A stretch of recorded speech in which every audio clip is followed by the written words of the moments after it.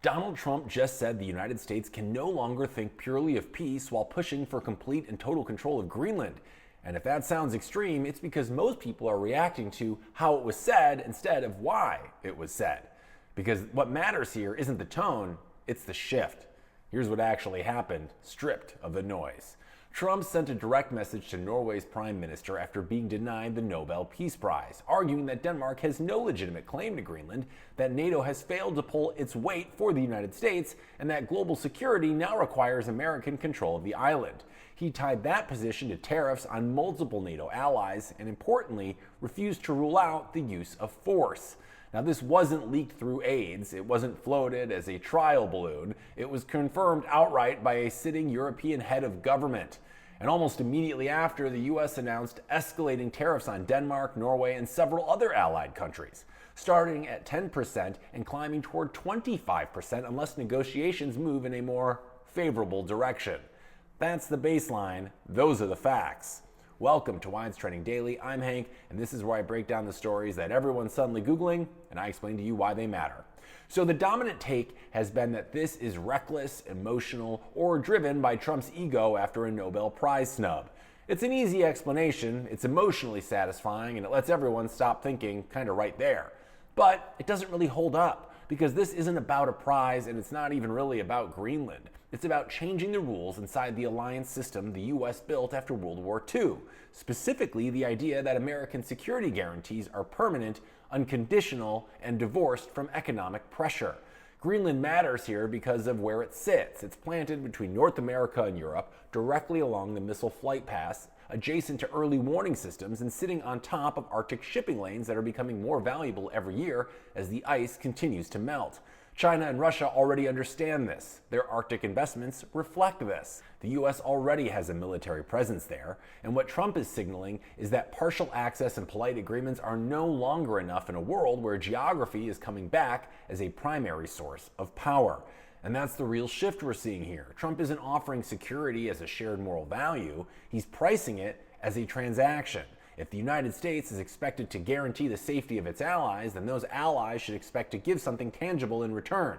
Territory, access, trade concessions, or strategic positioning. That's not how American leaders usually talk, but it is how great powers behave. People keep getting stuck on whether Trump can actually do this legally or politically. That's almost beside the point. The more important question is what happens if this approach works even a little bit.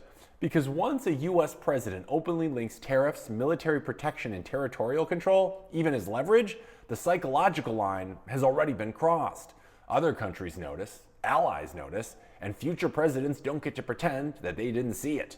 Now, this isn't some new invention. China has been doing versions of this for years. Russia does it openly.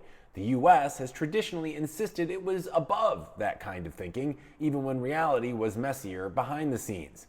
Trump, well, he just removed the filter, and that's why the Arctic matters so much in this conversation.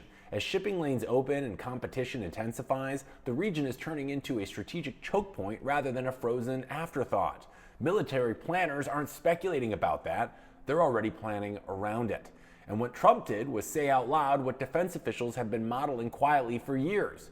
Control of key geography now matters more than diplomatic language. And that brings us to the question everyone fixates on: force. Trump didn't announce an invasion, he didn't issue an ultimatum. What he did was refuse to say it was off the table, which is a very different thing.